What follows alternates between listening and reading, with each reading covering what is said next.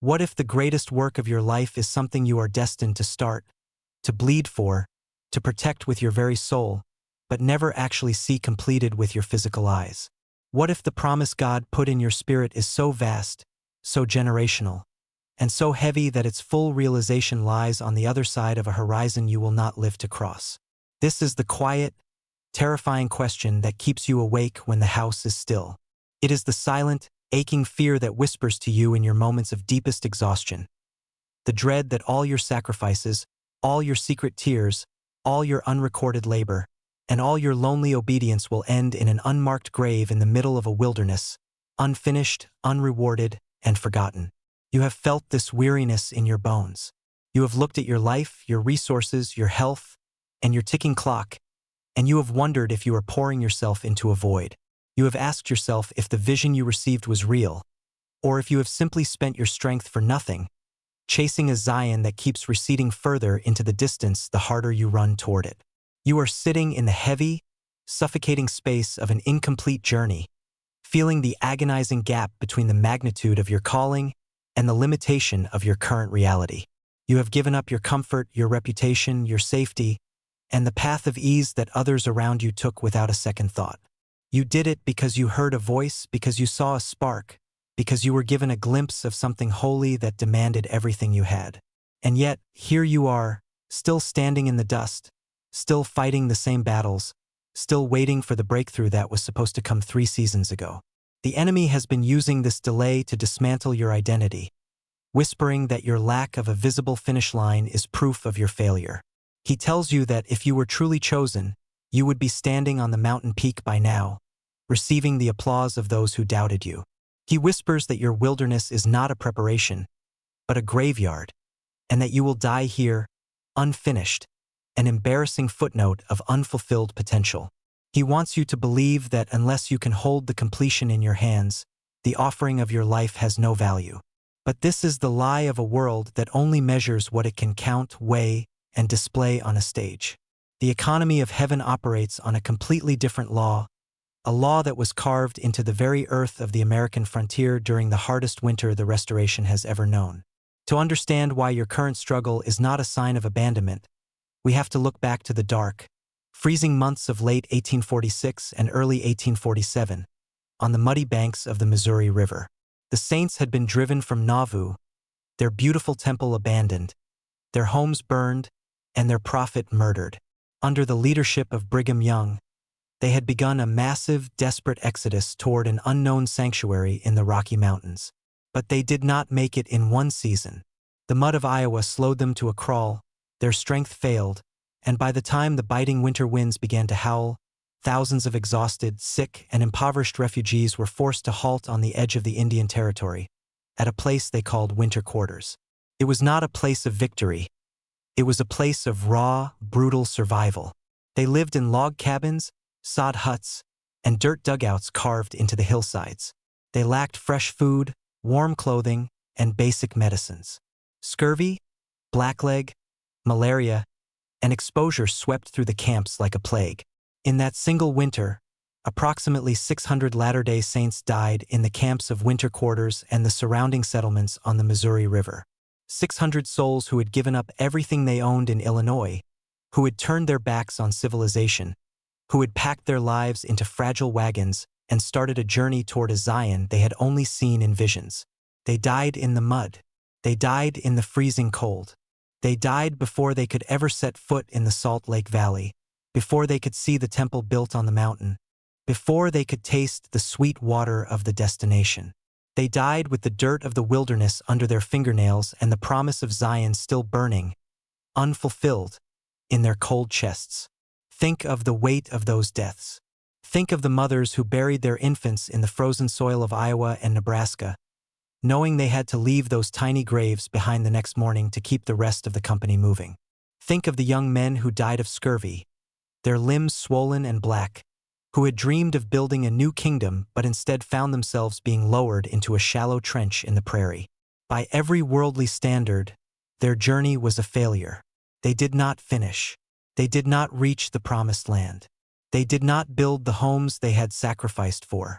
They died in the middle of the transition, in the gap between the departure and the arrival. If you had stood at the gravesides of those 600 saints in the winter of 1847, the world would have told you that their lives were a tragic waste, that their faith was a delusion, and that they had died for a dream they were never allowed to possess. But heaven's ledger does not read like the world's history books.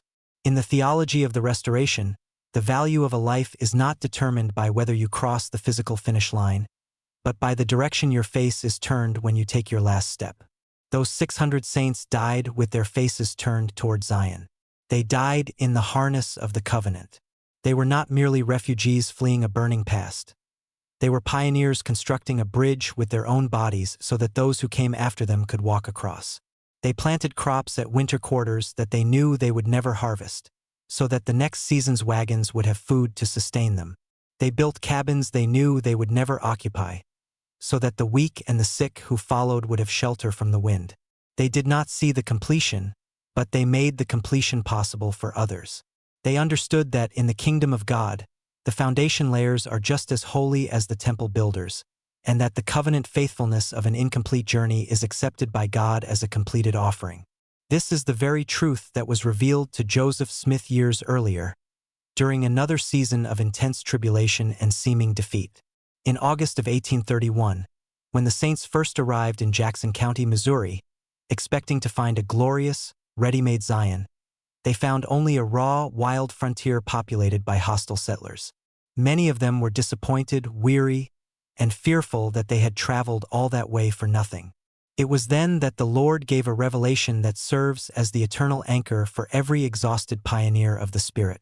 In section 58 of the Doctrine and Covenants, the Lord declared, "Ye cannot behold with your natural eyes, for the present time, the design of your God concerning those things which shall come hereafter, and the glory which shall follow after much tribulation. For after much tribulation come the blessings. Wherefore the day cometh that ye shall be crowned with much glory. The hour is not yet, but is nigh at hand.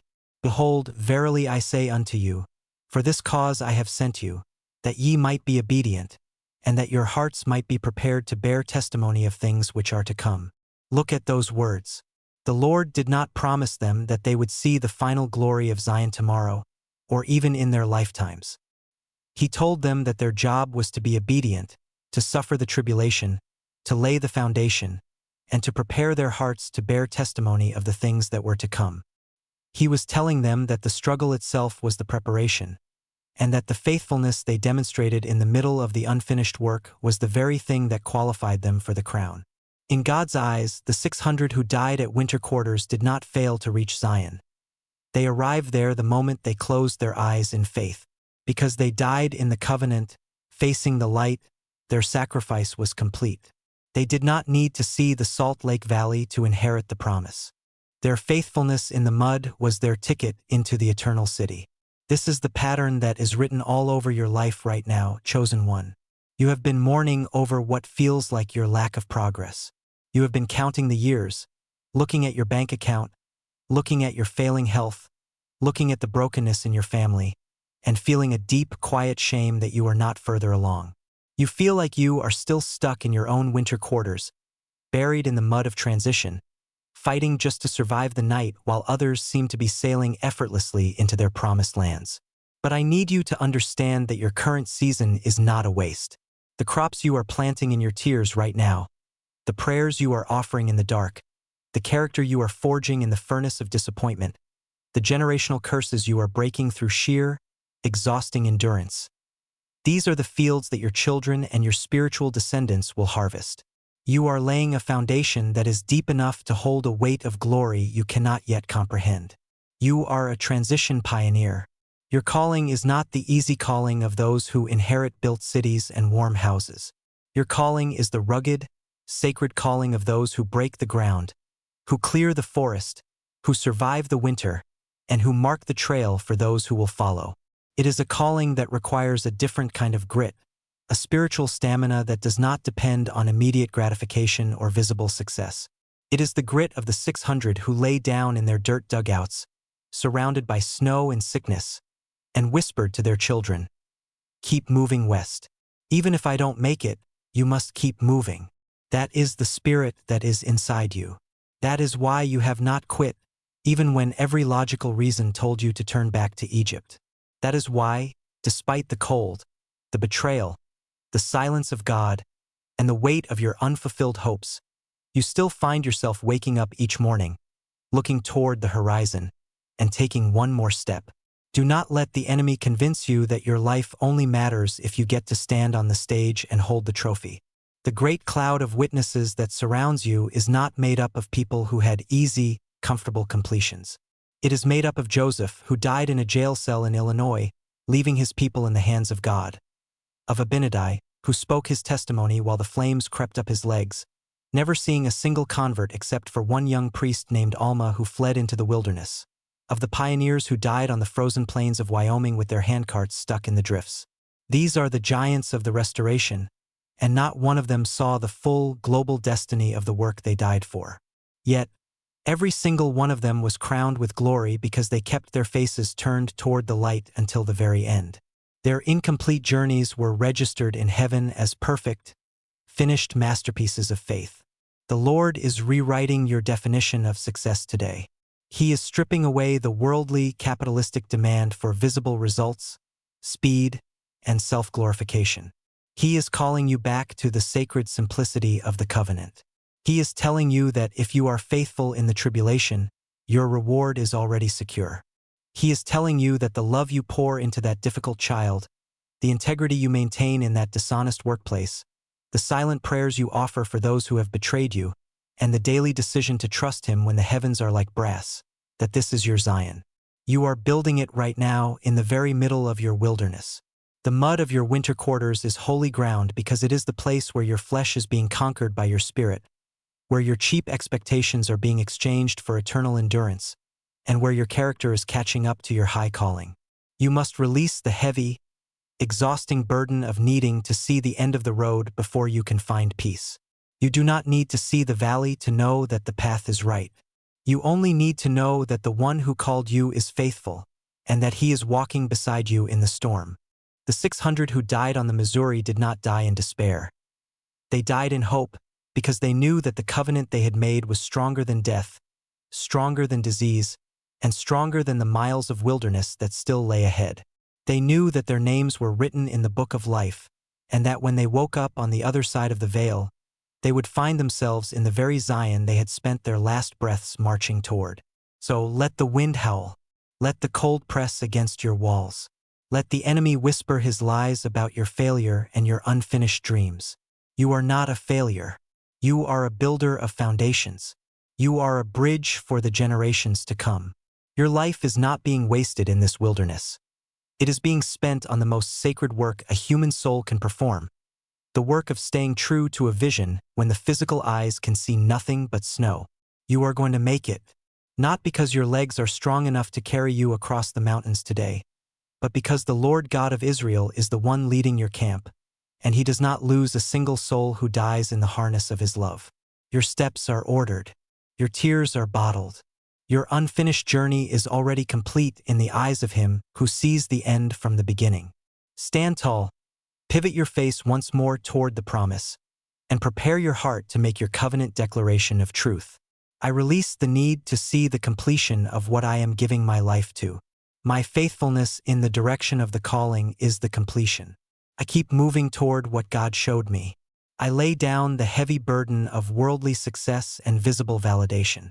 I declare that the value of my sacrifice is not determined by the distance I have traveled, but by the covenant I am keeping. I am not behind, I am not forgotten, and I am not failing. I am a pioneer of the Spirit, building bridges I may never cross and planting seeds I may never harvest, because my trust is not in the destination, but in the deliverer. I will not let the mud of my current transition bury my hope. I will not let the silence of my winter extinguish my fire. I choose to believe that the direction of my face is the destiny of my soul. I keep my eyes on the horizon, my feet on the trail, and my heart in the hands of Him who has promised that after much tribulation come the blessings. I am moving forward, I am staying faithful, and my offering is complete.